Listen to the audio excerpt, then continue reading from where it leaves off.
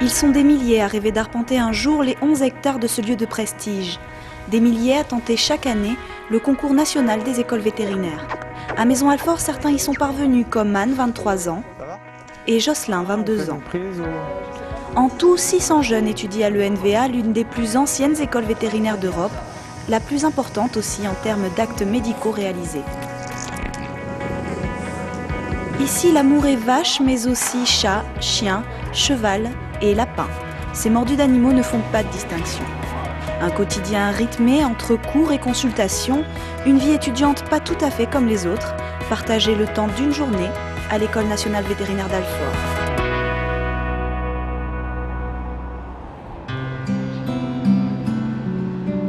« 8h du matin à la cité universitaire. La journée commence pour Anne. Mais aussi pour Dina, son Golden Retriever de 9 mois. Un chien dans une chambre d'étudiant, plutôt inhabituel, mais ici c'est toléré. Anne est en 2e année. Dans 3 ans, elle sera vétérinaire. C'est un rêve d'enfant comme beaucoup d'entre nous ici. Et c'est un rêve d'enfant qui s'est concrétisé, donc voilà, on est là aujourd'hui. Et Dina, on s'habille? Ouais. Dina, tête? Ouais. Lorsque Dina enfile son gilet, c'est pour travailler. Allez, on y va, Dina. Sa fonction, handi-chien, c'est-à-dire chien d'assistance pour personnes handicapées. Plusieurs étudiants acceptent d'élever et d'éduquer l'un de ces chiens durant 16 mois avant qu'il ne soit remis à leur famille adoptive. Doucement, Dina. Et l'un des premiers ordres qu'on apprend à un handi-chien, c'est celui-ci. Dina, t'es besoin? Dina, t'es besoin? Ouais, c'est bien mon chien.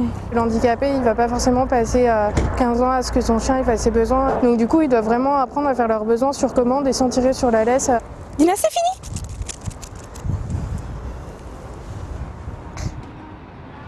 Le matin à l'école vétérinaire, c'est souvent synonyme de consultation pour les étudiants les plus anciens. Je m'appelle Jocelyn Lamarre, j'ai 22 ans et je suis en 3e année donc à l'école vétérinaire d'Alfort.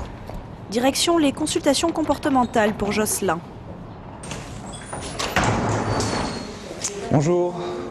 Ici, pas de théorie, les étudiants vont plancher sur un cas bien réel, celui d'un jeune chien réputé agressif. C'est lui la terreur alors? La terreur, Hugo, un Jack Russell Terrier. À la maison, Hugo grogne. Hugo pleure. Non. Et Hugo passe son temps à se cacher aux grandes dames de ses propriétaires. Le 14 juillet, il a été effrayé par les pétards. Quand on allait le chercher, il se cachait. Et là, il était prêt également à nous bouffer. C'est-à-dire que quand il a décidé de ne pas sortir, il est prêt à tout pour nous terroriser. La consultation doit durer presque 2 heures, le temps de trouver l'origine des troubles du chien. Et Hugo n'est que le premier patient de la journée. C'est une vie étudiante très très prenante, mais vie étudiante surtout au niveau travail, dans la mesure où on a énormément de cours, et surtout depuis cette année, donc en 3e année, se surajoutent à cela les consultations, où on n'a pas d'horaire fixe. Le marathon des consultations. Chaque jour, des dizaines de propriétaires viennent faire examiner leur animal à l'ENVA. Dans la salle d'attente des consultations médicales, florilège de bobos en tout genre. Elle s'est réveillée avec une grosse boule ici, donc il faut savoir si c'est une... Ils vont faire une condition, savoir si c'est une tumeur, si c'est un kyste ou... on ne sait pas. Là aussi, les étudiants mettent la main à la pâte. Par petits groupes, ils assurent diagnostic, prélèvement, soins et suivi de l'animal. C'est identique à un cabinet vétérinaire traditionnel et les propriétaires sont satisfaits, ou presque. En fait, c'est une inflammation et ça a formé... il y a une collection qui s'est faite dans une cavité. Oh, ils t'ont massacré, mon fils. Oh.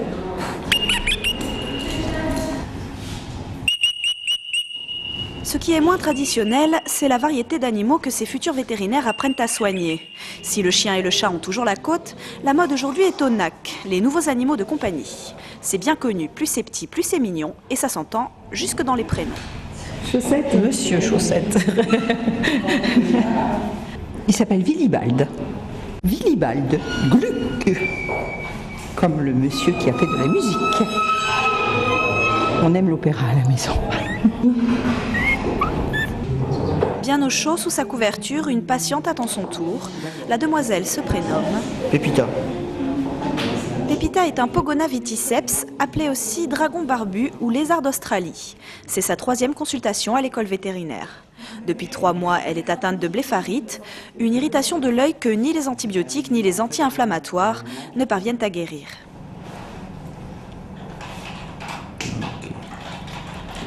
On va la garder, on va l'hospitaliser et on va en profiter pour la gaver si elle ne mange pas suffisamment.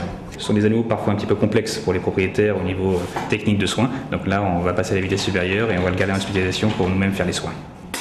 Pépita restera donc à l'école cette nuit. Ce cheval, lui aussi, a été hospitalisé. Clinique équine, étudiants et enseignants viennent d'assurer une permanence aux urgences. Ils doivent maintenant effectuer une opération du sabot. Là, j'ai mis le premier produit, un sédatif, et après il va y avoir un opioïde de mis derrière, avant de le coucher. Coucher un cheval n'est pas une mince affaire. Il faut veiller à ce que celui-ci tombe correctement afin qu'il ne se blesse pas ou ne blesse personne.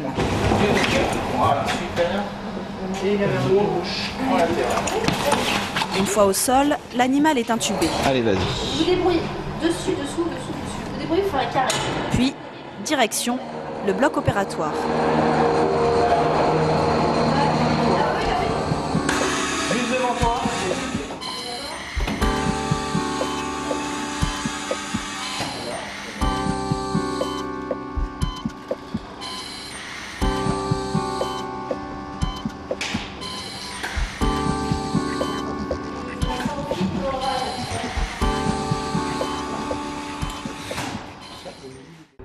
Retour en consultation comportementale.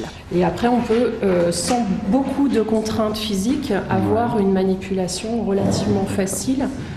C'est au tour d'Hugo, alias la terreur, de passer sur la table. Les muqueuses étaient belles. On a un TRC inférieur à 2 secondes. Et puis, ça a l'air d'aller. Hein. Bilan, quelques mauvaises habitudes à changer pour les propriétaires. Séance instructive et ludique pour Jocelyn.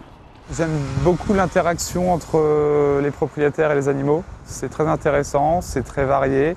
On apprend souvent beaucoup de choses à la fois sur les propriétaires et sur les animaux. Et ce que j'aime bien aussi, c'est forcément, comme tout le monde, c'est de voir des chiens, des chats sympas, ou ce sont des compagnons sympas, quoi. Avant de pouvoir consulter, il faut en passer par là pour les étudiants. Cours de biochimie pour les 2e années. Nous retrouvons Anne. Et jamais bien loin, il y a Dina. Oui, Dina, elle vient avec moi dans tous les cours et elle me suit partout. Elle est autorisée dans tous les... Oui, c'est les seuls chiens qui sont autorisés dans les cours. Dina a le droit d'aller partout, mais qu'en pensent les professeurs? Vous faites une synthèse que vous... Leur présence ne se remarque pas. Et elle est d'autant plus acceptée qu'ils le font pour une bonne cause, qui est le dressage en vue ensuite de l'utilisation de ces animaux pour des handicapés. Voilà. Sortie de cours pour Anne et ses camarades, les futurs vétérinaires savent qu'elle marche dans les pas des grands. Ceux qui, comme elle, ont été élèves de l'ENVA, ceux qui ont marqué l'histoire de l'école et de la profession. C'est quand même des bâtiments qui sont là depuis longtemps, donc ça donne une dimension assez historique. On a vraiment l'impression de faire partie de quelque chose qui est implanté depuis longtemps, donc c'est un côté qui est vraiment sympa dans cette école. Et cette impression, elle est renforcée au moment de l'accueil des nouveaux arrivants, quand on nous explique tout ce qu'il y a derrière, qui est Monsieur Bourgelat, tout ça. C'est vraiment un moment très fort où on nous explique l'histoire de l'école. Claude Bourgelat, le fondateur des écoles vétérinaires. 2 ans après celle de Lyon, il ouvre en 1766 l'école d'Alfort. Aujourd'hui encore, ses ouvrages en sciences vétérinaires sont une référence.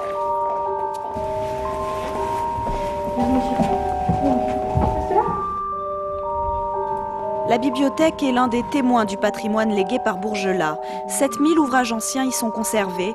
Certains datent du XVIe siècle. Le cœur de l'histoire d'Alfort reste le musée Fragonard. On y trouve des moulages, mais aussi des préparations anatomiques naturelles, réalisées donc à partir de vrais spécimens.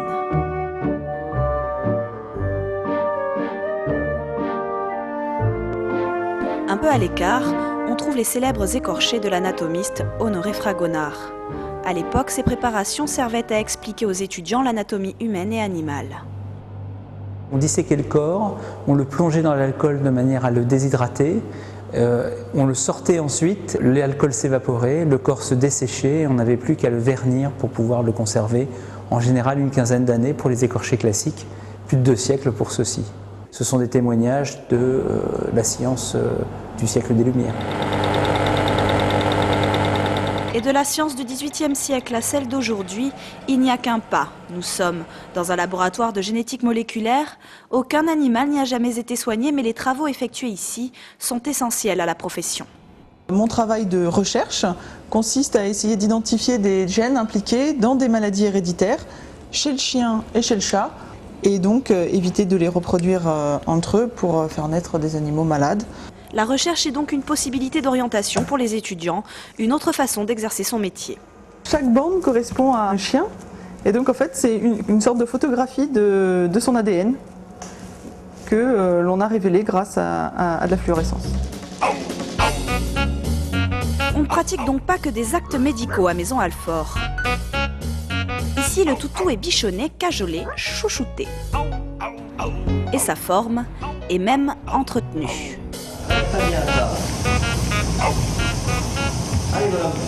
Unité de médecine de l'élevage et du sport, les animaux y viennent se remettre sur pattes après un accident ou tout simplement se muscler pour pallier à des problèmes d'arthrose. Allez petit Gaston. Pour le chien vieillissant, certes on ne peut pas éliminer l'arthrose, mais on peut ralentir le processus et puis on peut soulager surtout le chien. Donc c'est ce qu'on cherche à faire là, surtout en essayant de l'entretenir pour le soulager au maximum, parce qu'il garde quand même beaucoup de douleur au niveau lombaire. C'est parti pour une séance de 15 à 20 minutes dans une eau à 29 degrés.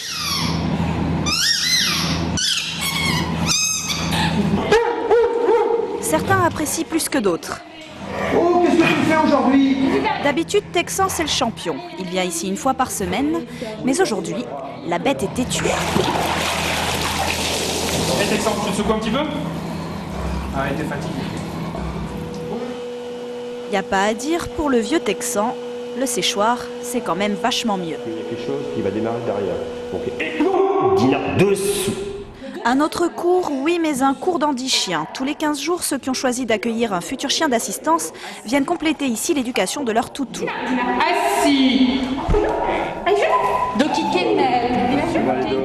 Je t'appelle s'il y a des changements.